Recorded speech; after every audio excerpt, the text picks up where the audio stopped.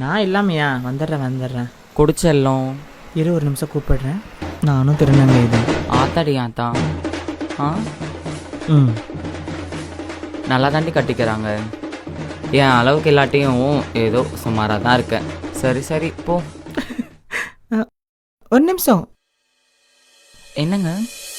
என்னெல்லாம் ஆசீர்வாதம் பண்ண மாட்டீங்களா? ஏன் என்னையெல்லாம் ஆசீர்வாதம் பண்ண மாட்டீங்களா? என்கிட்டயே ஆசீர்வாதம் கேட்டீங்க? ஆமாம்.